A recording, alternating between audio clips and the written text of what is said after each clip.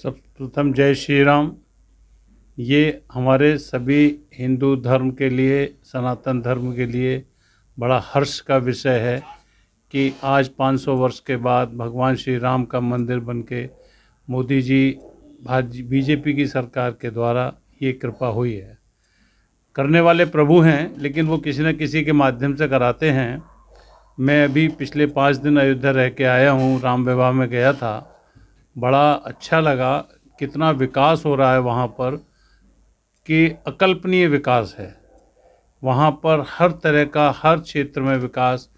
कुछ लोगों को समस्याएं आती हैं विकास से, लेकिन वो हमें आगामी दूरदृष्टि के हिसाब से बहुत अच्छा है।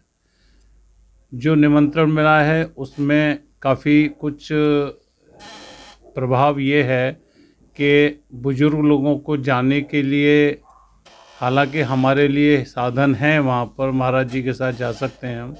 लौट के आने में दिक्कत होगी तो अभी हम विचार बना रहे हैं कि जाना है हमको कि नहीं जाना। लेकिन भगवान की बड़ी कृपा है। हमारा जो अलीगढ़ में अखिलेश्वर महादेव मंदिर है रघुवीरपुरी में, मैं उसका अध्यक्ष हूँ। उसमें हम लोगों ने 22 तारीख को भगवान राम के लिए उस प्राण प्रतिष्ठा के समय एक आयोजन रखा है, जो सुबह प्रातः 9 बजे से 1 बजे तक संकीर्तन चलेगा और उसके बाद प्रसाद वितरण होगा। एक हमने 18x18 की LED टीवी लगा रहे हैं, जिस पर कि लाइव प्रसारण होगा अयोध्या से। मेरा सभी लोगों से आग्रह है कि सभी लोग मंदिर में आएँ और उस संकीर्तन में, उस प्राण प्रतिष्ठा के समय अपने आप को साक्षी मानकर टीवी के माध्यम से उसमें शरीक हों। दूसरा, शाम को 5:30 बजे दीप दान है उसी मंदिर में। तो मेरा सभी लोगों से यही प्रार्थना है कि अपने अपने घरों में, अपने अपने नज़दीक मंदिरों में इस उत्सव को मनाएं। ये उत्सव हमारे लिए बहुत बड़ा उत्सव है। मैं राम जन्मभूमि से पिछले 88 से जुड़ा हुआ हूँ और महाराज श्री से महाराज जी की बड़ी कृपा है मेरे ऊपर, जो कि वो करते रहते हैं, बुलाते रहते हैं। अभी राम विवाह में बड़ा आनंद आया वहाँ पर। प्रधानमंत्री मोदी जी के द्वारा ये जो 30 तारीख का भी वहाँ पर एक उद्घाटन है इसका, हवाई अड्डे का, और वहाँ का जो अकल्पनीय रेलवे स्टेशन बना है, कभी सोचा ही नहीं था कि ऐसा स्टेशन भी अयोध्या में होगा। तो ये बड़ा अच्छा हर्ष का विषय है सभी देशवासियों के लिए और सभी समाज के लिए बहुत अच्छी चीज़ है। नमस्कार। आज हम सभी भारतीय इस गर्व और उत्साह के पल का सामना कर रहे हैं जब प्रधानमंत्री नरेंद्र मोदी जी द्वारा 22 जनवरी को राम मंदिर के उद्घाटन पर संबोधन किया जाएगा। ये घटना न केवल एक भव्य सामाजिक उत्सव की ओर बढ़ते कदम का प्रतीक है, बल्कि इससे हमारी सांस्कृतिक, धर्म और सामाजिक एकता की महानता का प्रतीक भी है। ये राम मंदिर न केवल भव्यता का प्रतीक है, बल्कि हमारी संस्कृति और ऐतिहासिक विरासत को नई ऊंचाइयों तक पहुंचाने का प्रमुख स्रोत भी है। यहाँ पर एक नया इतिहास लिखा जा रहा है, एक एकता की नई मिसाल जो हर भारतीय को एक साथ लाने और समृद्ध भविष्य की दिशा में आगे बढ़ने का संकेत है। ये मंदिर का उद्घाटन हमें याद दिलाता है कि हमारी सांस्कृतिक और ऐतिहासिक विरासत हमारे लिए कितनी महत्वपूर्ण है। ये मंदिर नहीं, बल्कि हमारे धार्मिक और सामाजिक संबंधों की अद्वितीय एक निगरानी है। इस अवसर पर हम सभी को इस नए युग के शुभारंभ की शुभकामनाएं देना चाहेंगे।